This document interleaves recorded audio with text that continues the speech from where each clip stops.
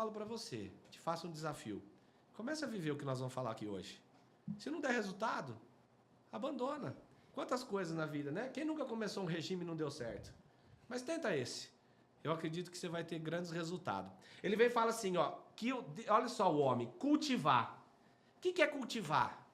Desenvolver, trabalhar, melhorar, irrigar. O casamento é igual uma empresa, irmão. É isso aí. Se você não tiver gerência, das duas uma.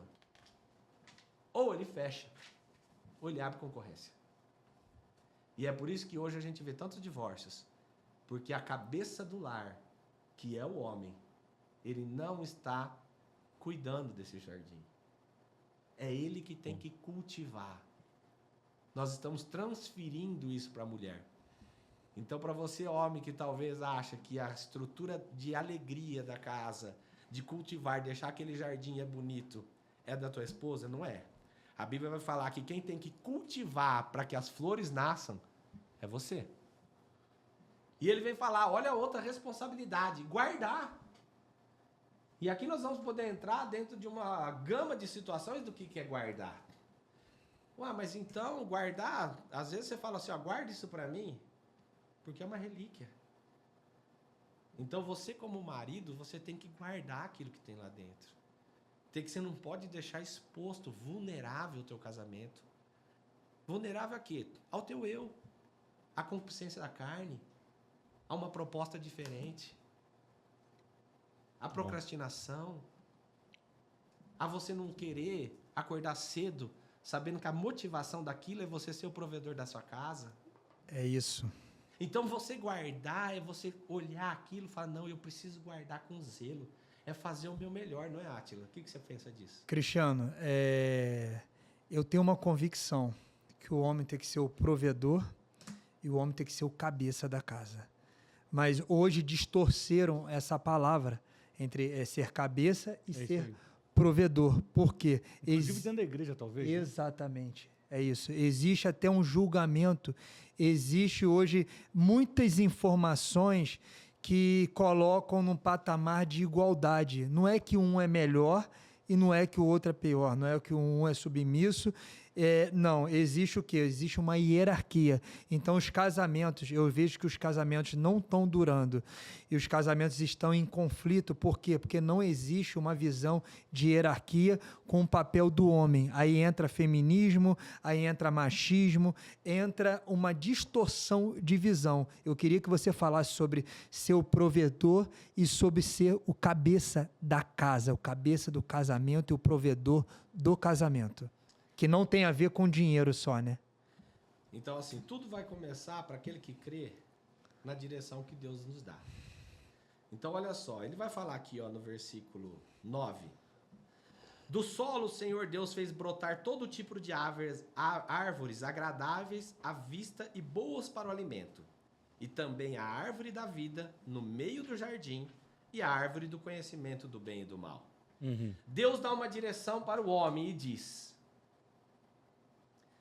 Da árvore do bem e do mal, vocês não comam, porque se vocês comerem, certamente morrerá.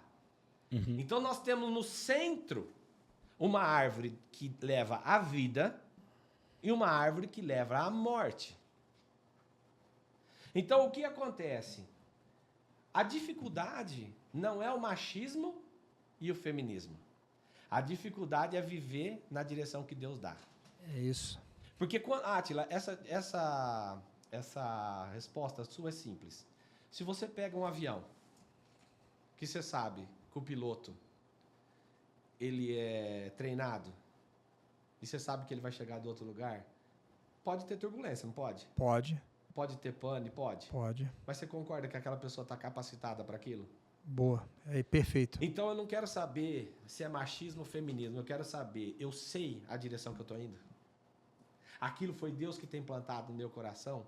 Porque o grande problema, homem, é você querer fazer o que você acha. E é por isso que a tua mulher tem dificuldade. Porque talvez ela está ouvindo a voz de Deus e você está ouvindo a voz do eu. E aí gera esse conflito. Ou o contrário. O marido está ouvindo a voz de Deus E a mulher está vivendo a voz do eu. E aí entra o quê? O feminismo. Então, entenda que não foi Deus que criou, mas no mesmo lugar que Deus criou, tinha vida e tinha morte. Então eu não estou aqui para te vender uma panaceia de um jardim, que algo não.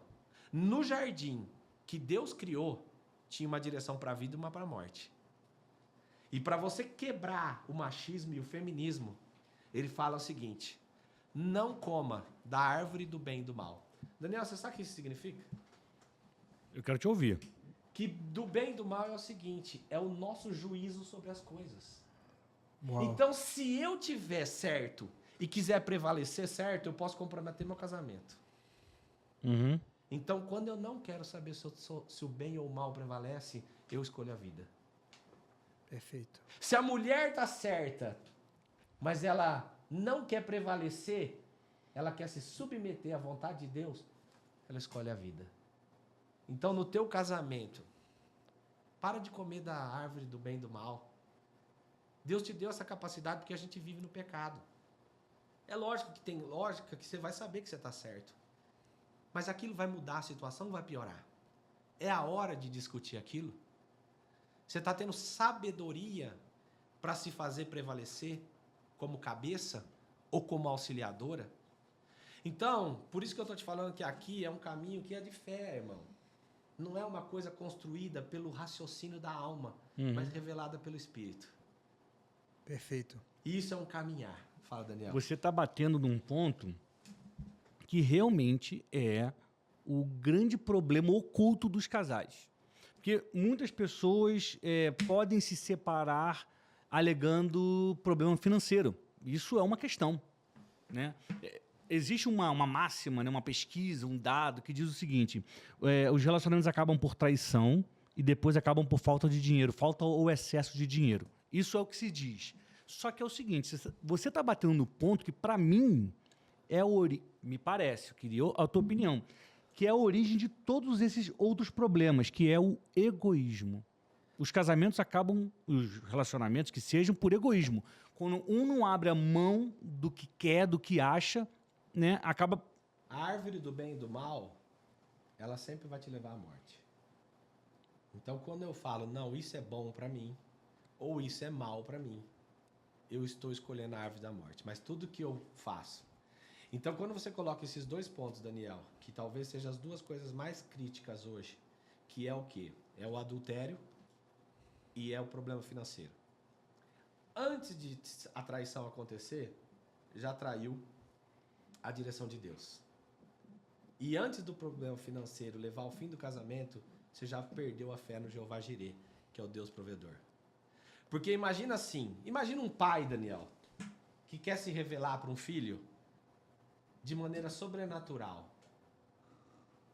Ele vai levar você a situações fora do natural. Uhum.